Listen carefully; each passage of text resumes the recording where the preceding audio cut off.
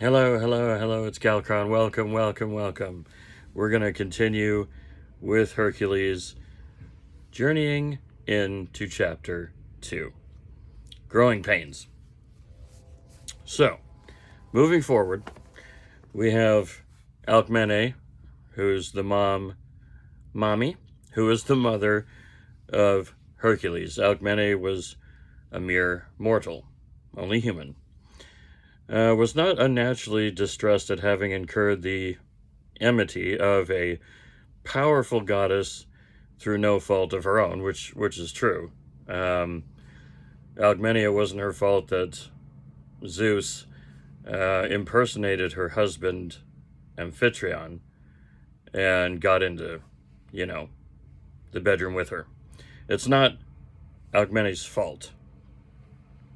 To make things worse, Amphitryon had yet again managed to upset the hosts of the city in which he was staying.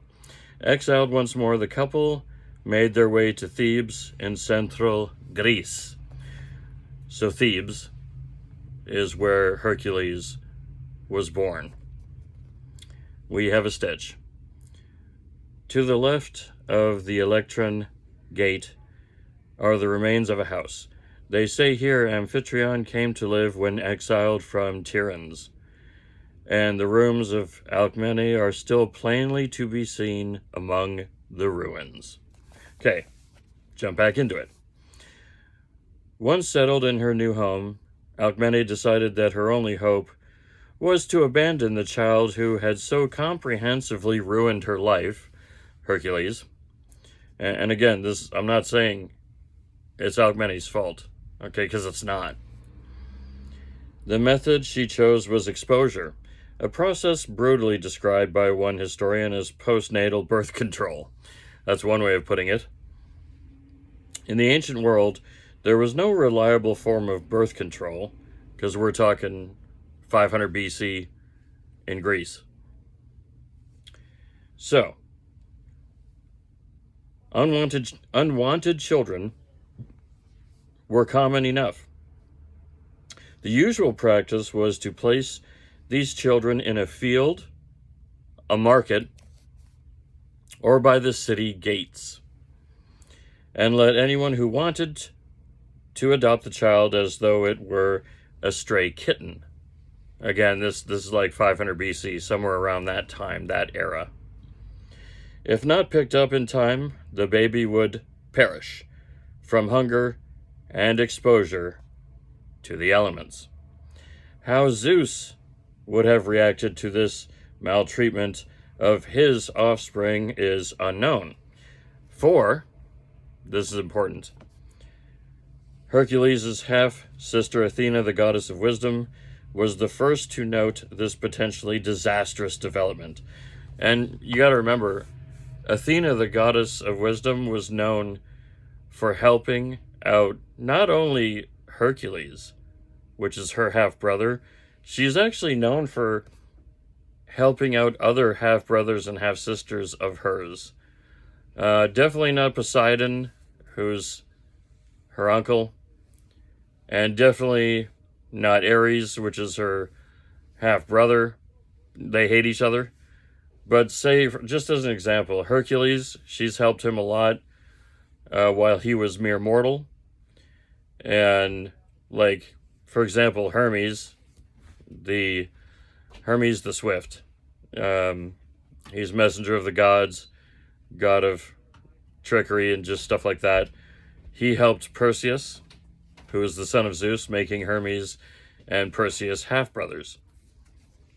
Anyways, point being, Athena, helped Hercules and other half-brothers and half-sisters. That's how Athena rolled. That's how she was. So, Athena obviously, saw this happen. Perhaps Athena felt a bit guilty that her plan to bring Hera around had been only partly successful. Hera still hated Hercules, but had absorbed some of her milk, and was therefore officially a demigod. Now again, this is, now we're getting into why Hercules was so physically strong physical endurance are both off the charts. He even, has, shall we say, superhuman reflexes and terrific fighting skills. You could have terrific fighting skills, but if you have superhuman reflexes, that's only going to help you more. So, obviously, the fates said, hey, Zeus, the grandson of Perseus, is going to be special. And Zeus is like, well, if that's the case. And Zeus went down and, impersonated Amphitryon and got with Alcmene, and Hercules popped out. So, Zeus is already Hercules' father.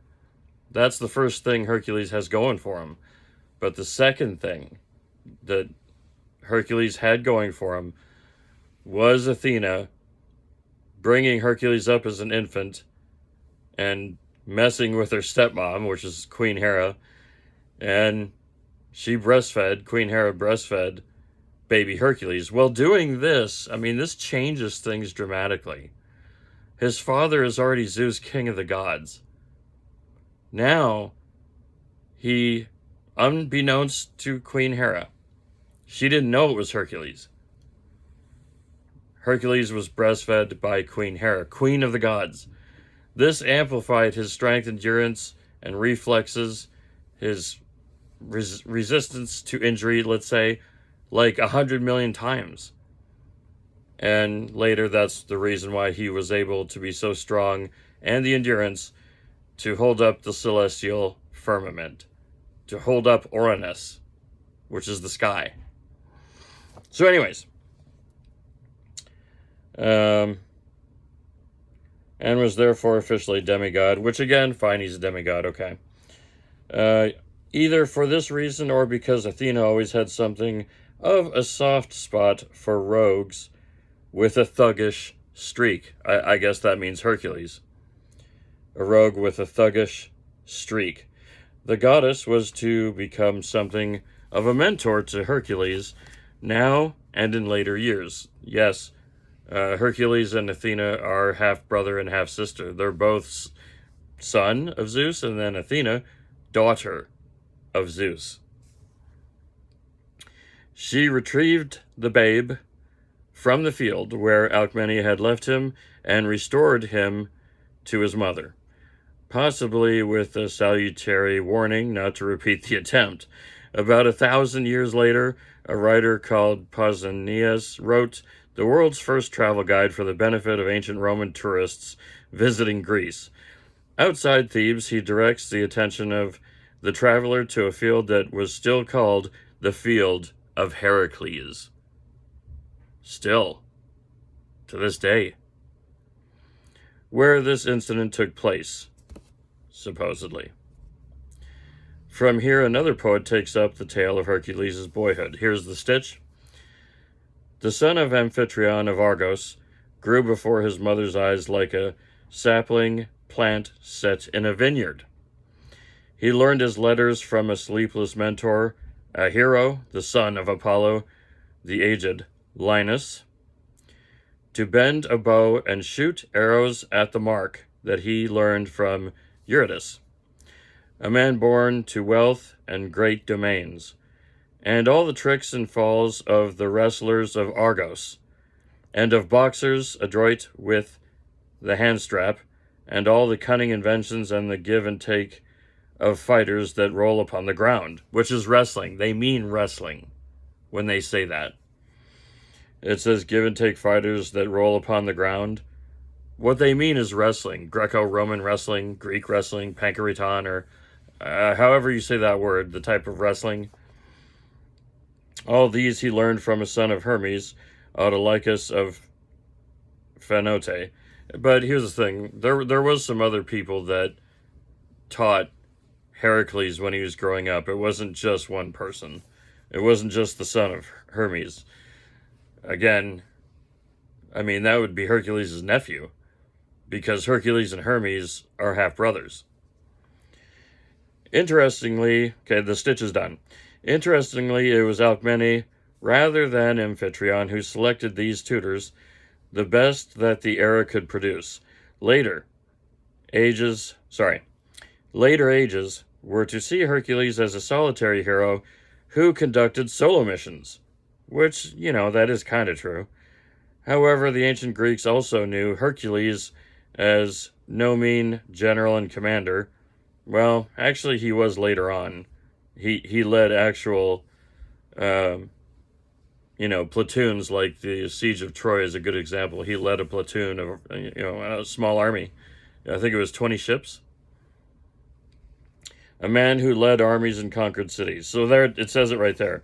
A man who led armies and conquered cities. Yeah, he did it to Augeas, okay, because he wronged Hercules, and he did it to Troy, okay, because that king and the royalty did wrong to Heracles. So he would just get his army together and say, we're invading. Those are two examples.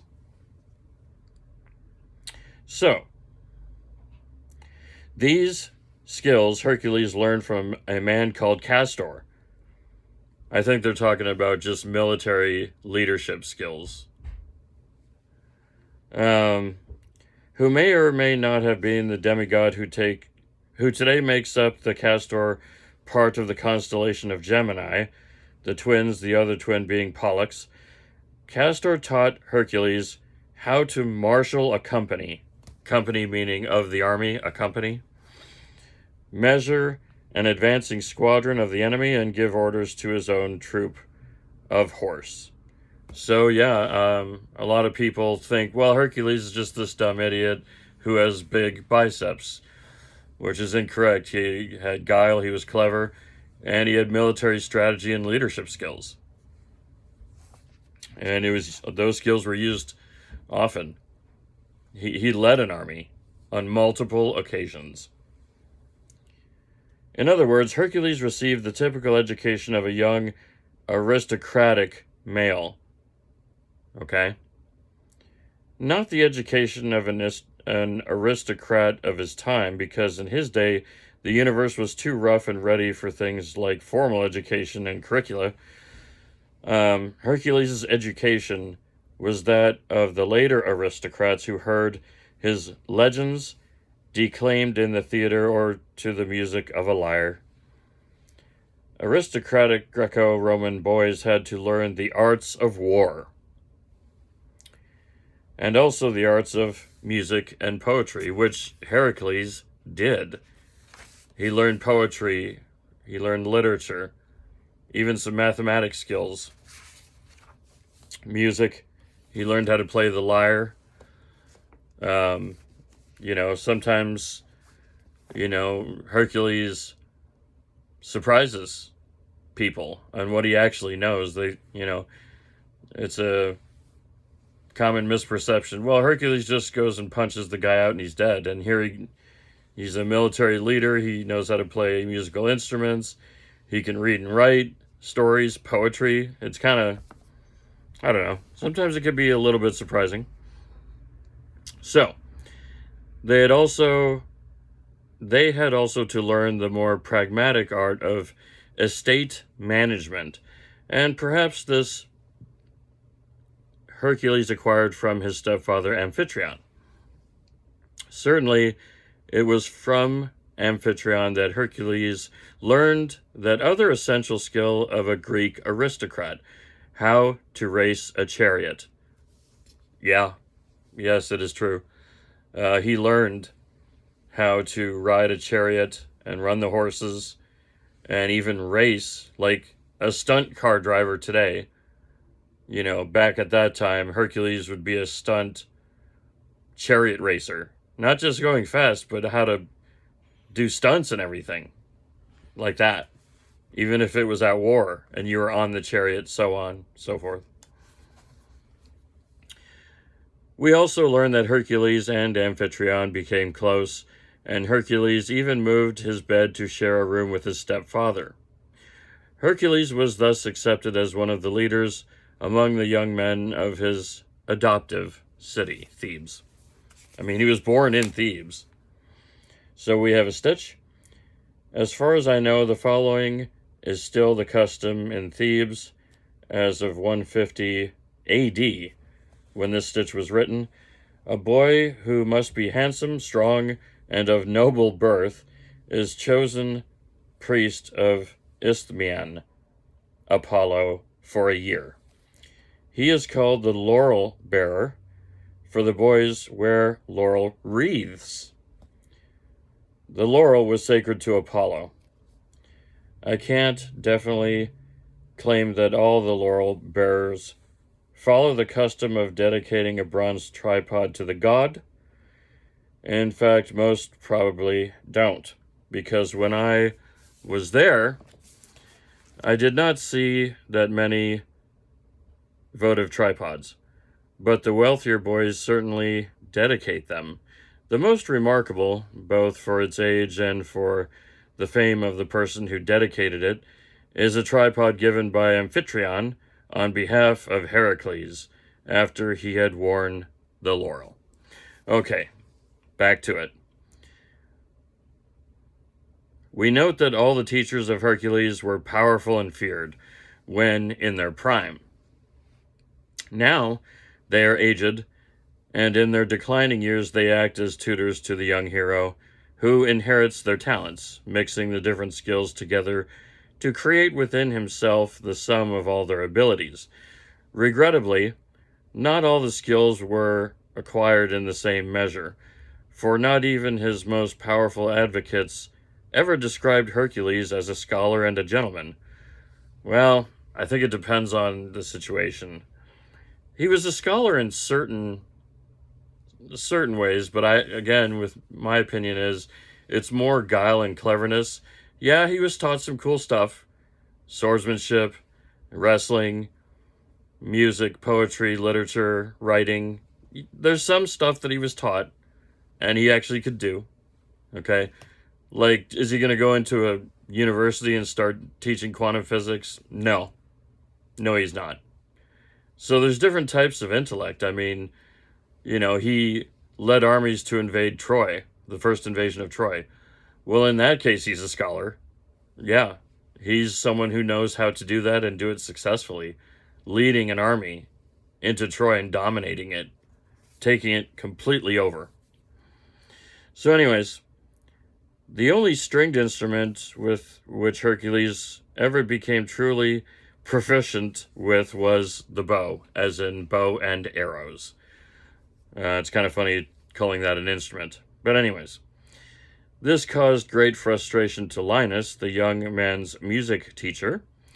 Linus was renowned as the inventor of melody, and had the misfortune to waste his genius on a student who could not carry a tune in a bucket. The final, particularly difficult session ended with Linus giving his obtuse student a mighty wallop with his lyre. So that means he got angry with Hercules and hit him over the head with the instrument, the musical instrument, hit him in the head with it. Not a good move, not smart. This blow, the youth returned with interest. Hercules, an unremarkable teacher-student contretemps, perhaps, except that Hercules did not hold back the mighty strength he had developed even then. Linus was squashed like a grape. Hercules hit him back. He hit him. Hercules hit him back and killed him. Though gone, Linus has not been forgotten. He has given his name to a remarkable range of characters, from the second pope in Rome, the successor to St. Peter, to a character in Charlie Brown comic books and cartoons, namesake of Linus Torvalds, Linus from Peanuts, Linus. And as such can be found in the computer operating system which bears his name, Linux. If you've ever heard of that operating system that came before Windows. And Windows may have taken a few things from, but we're not going to talk about that. That's a legal battle. For removing such a memorable personage from the earth, Hercules was charged with homicide. Nor was Linus the first of the dozens of corpses whom Hercules was to leave strewn across the landscape of myth. Yeah, that's true. We're going to get into it.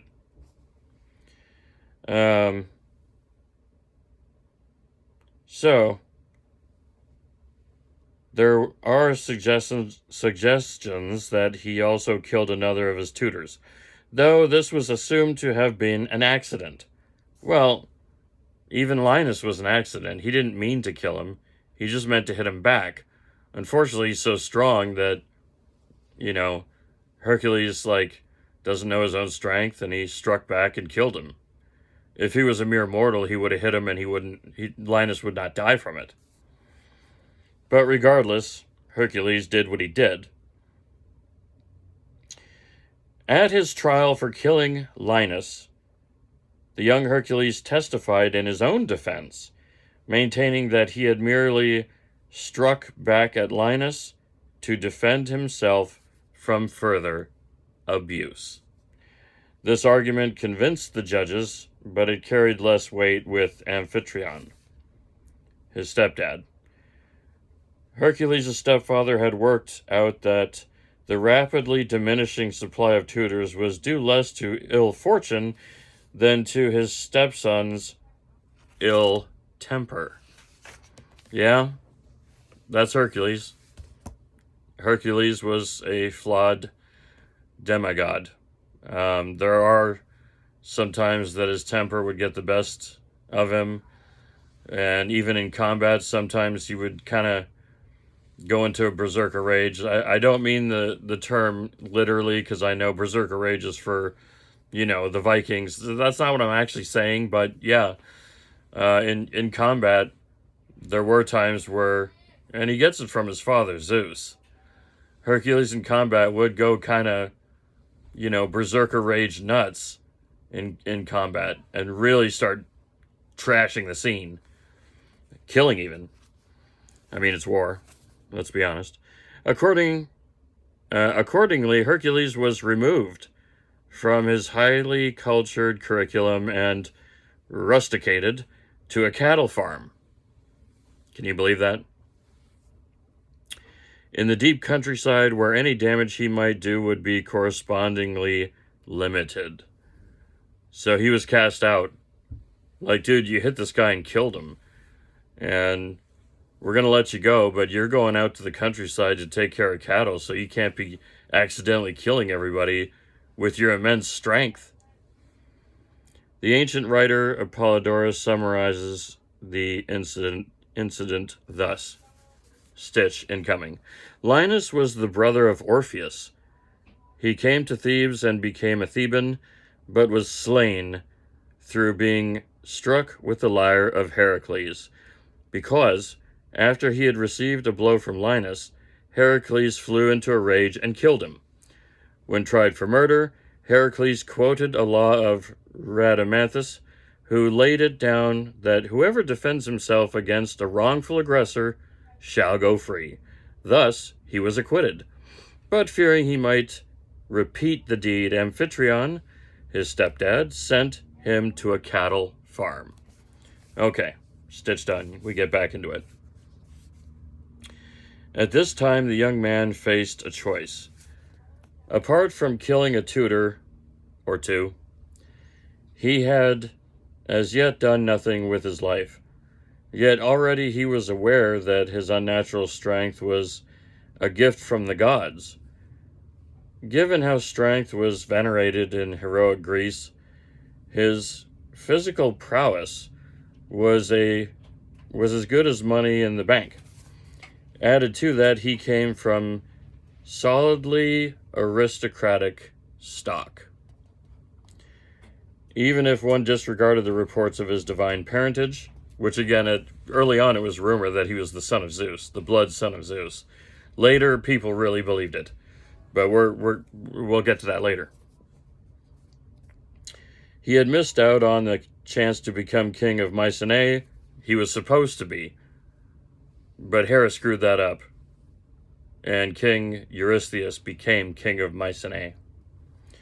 But there was nothing to prevent Hercules from becoming a wealthy cattle baron, extraordinary only through being considerably stronger than the bulls his herdsmen tended. So should the young Hercules attempt to emulate or even surpass the deeds of his great ancestor Perseus, and gain glory through danger and pain. Or should he spend his life relaxing in pleasant indolence and, to quote a later poet, with vacant heart and hand and eye easy, live and quiet die?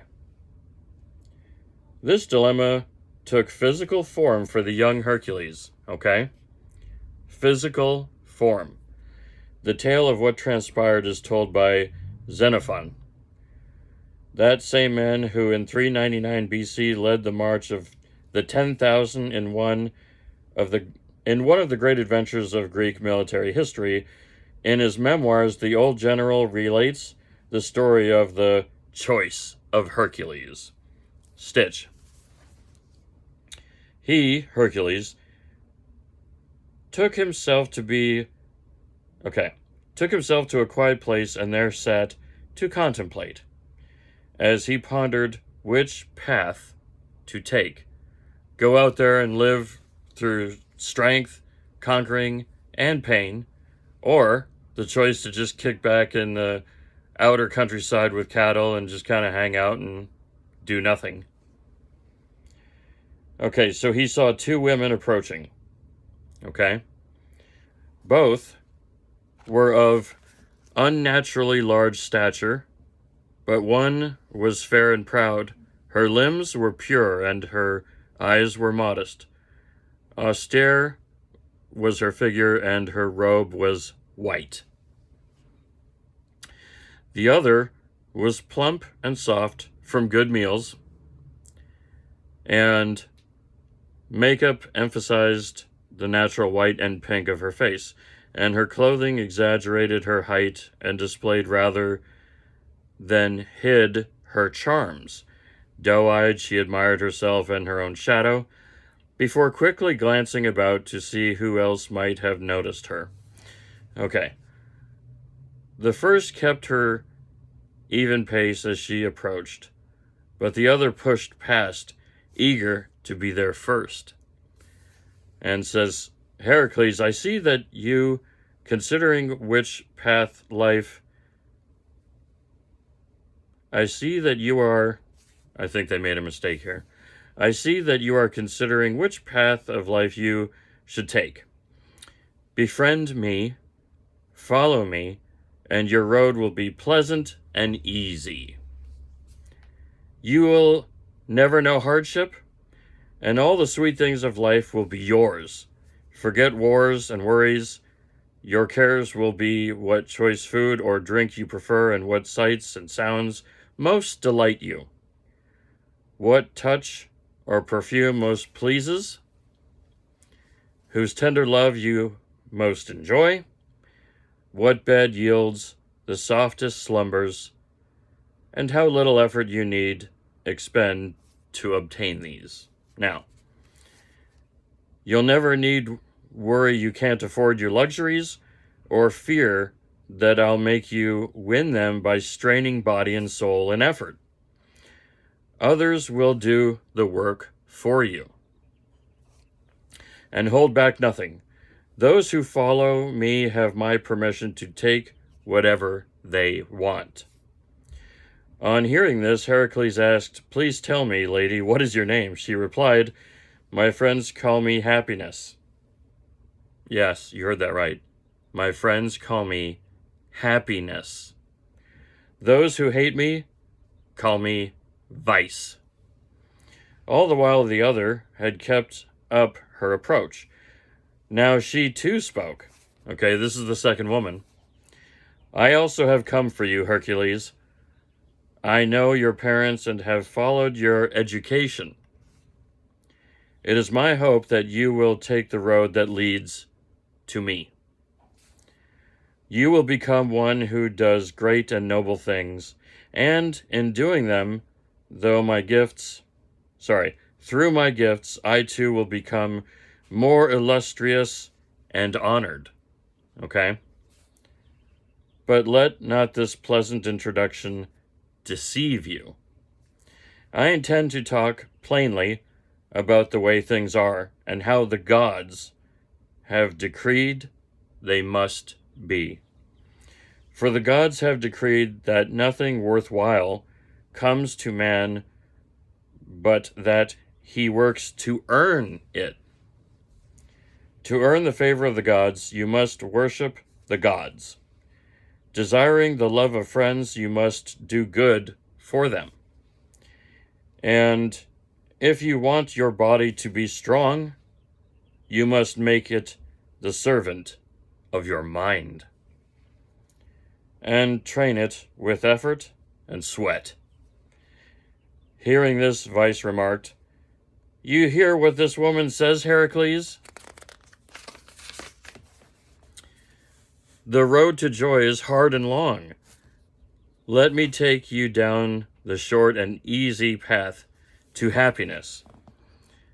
And Virtue retorted, "You poor creature, what good thing is yours, or what worthwhile knowledge, if you have done nothing to earn it? You can't even wait for desire, but get things before you want them. You eat before you are hungry, and drink before you are thirsty. You are wanton by night, and waste in sleep the best of the day. Immortal, you are the outcast of the gods, and the scorn of good men. Praise is sweetest of all things to hear, but hear it you never will, nor will you ever see that sweetest of all sights, a good job done by yourself. What sane man dares join your ranks? While young, your followers are weak.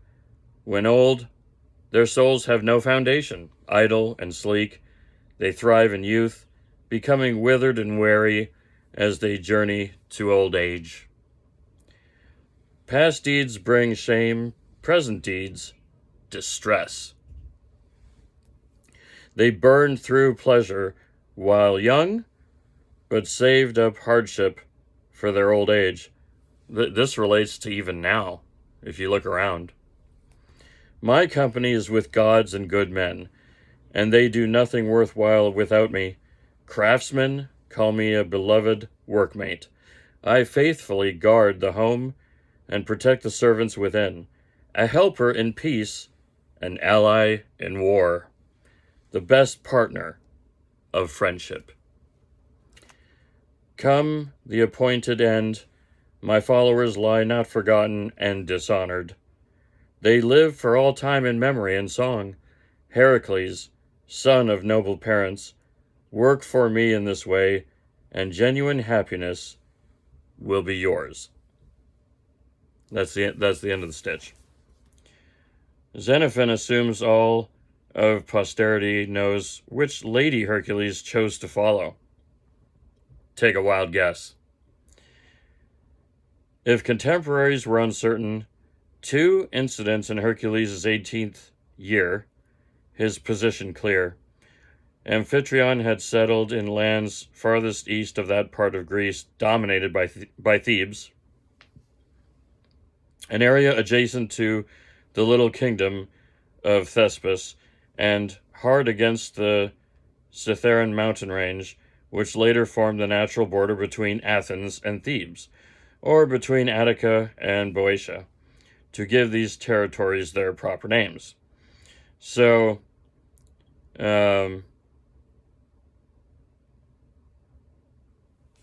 basically, what it's trying to say is Hercules, with the 2 women approaching, he chose virtue.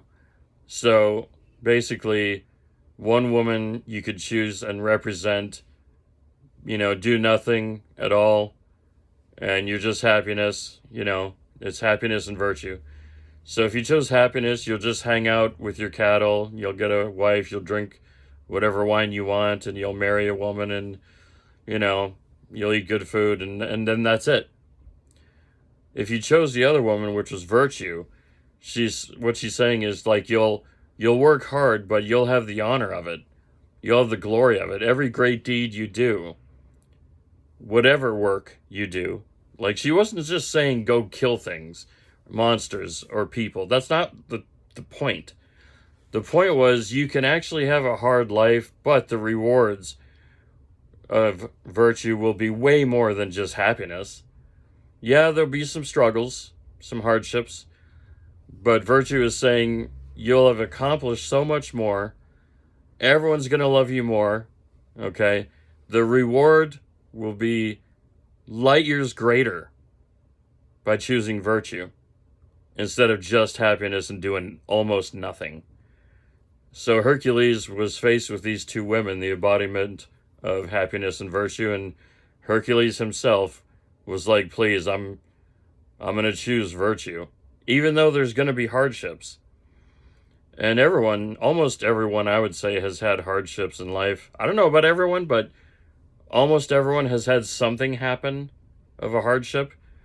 But through hard work and doing good throughout, you will be rewarded back with that virtue. So that's what it's going for. That's what it's trying to say and convey. So anyways, the mountains were steep and sinister. From these resounding and shadowy gorges came a great lion, a monster that feasted upon the herds of Amphitryon and the flocks of the people of Thespis. Many humans also fell victim to the relentless predator. This is not the Nemean lion, by the way. Some were herdsmen who were devoured along with their cattle, and others were nobles who set out to hunt the mighty beast and ended by feeding it, the lion. Some tried to hunt it and kill it, and the lion ate them. So perished Euippus, prince of Thebes, and his death inspired the young Hercules, because Hercules was only about, 20 at the time of this lion? Hercules was, after all, in charge of the cattle right in the lion's main feeding grounds, okay? For the newest follower of virtue, like I said, Hercules chose virtue instead of happiness. The path of duty led straight to the lion's den. The Citharian mountain range, so this is the Citharian lion. The Citharian mountain range was no easy place to hunt. It is more than 10 miles from end to end, and offers an endless variety of places for even a large lion to hide itself. So, no easy task.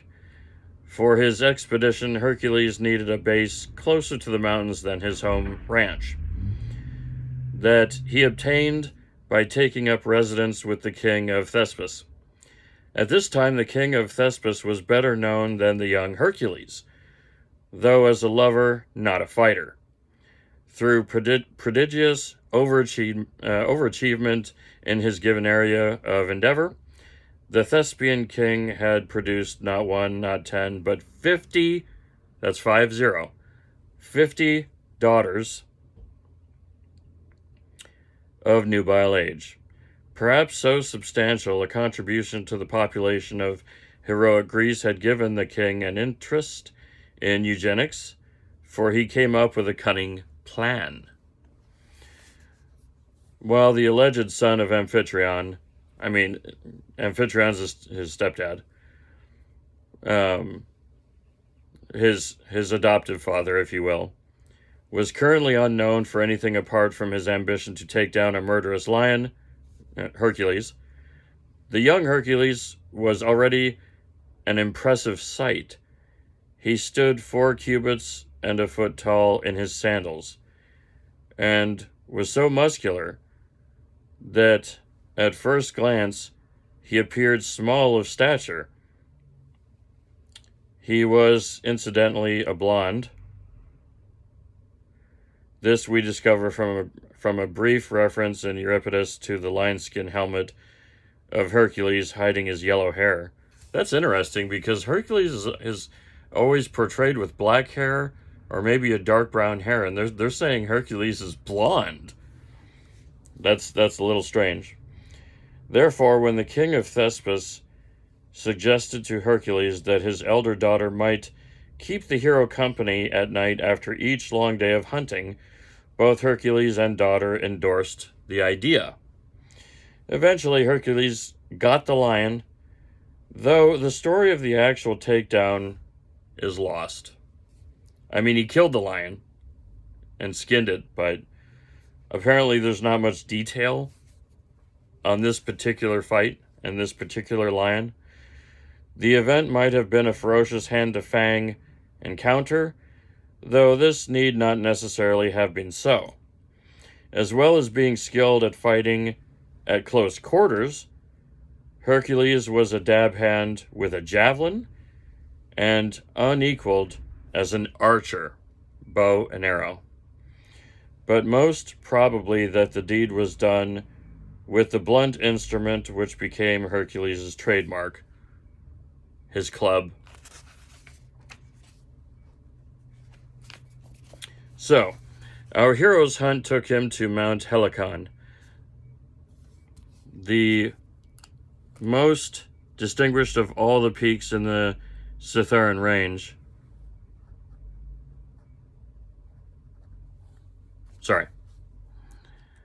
Helicon was sacred to the Muses, and there Hercules might have drunk the waters of the Hippocrene spring, which welled from the flanks of the mountain where it had been struck by the hooves of the winged horse Pegasus.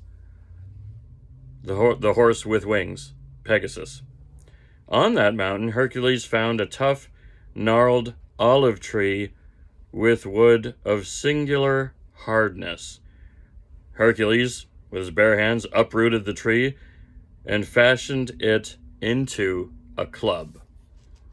It's still a mystery to me why that club is unbreakable. They never said it was unbreakable, but when Hercules used it in any fight, they even said the club never broke, regardless of how strong Hercules actually is. Unless Zeus blessed it or something and didn't tell Hercules, I don't know. I really don't know. It was this club which in later years became Hercules' standard manner of introducing himself to the monsters and villains of his era. So proud were the Thebans of their adoptive son that 1,000 years later it was the image of this same club that adorned hoplite shields when the Thebans went to war. And again, hoplite is the name for a soldier in the army, like even Spartans or whatever Greek city-state. That's what hoplite is. So the shield of a hoplite. However, while it may be presumed that the Cithaeron lion was the club's first victim, the story of that climatic part of the lion hunt has been lost, overshadowed by a later revelation that the king of Thespis had not been completely honest with Hercules. Stitch. Thespius was king of Thespis, and Hercules stayed with him when he went to kill the lion. The king was his host for 50 days.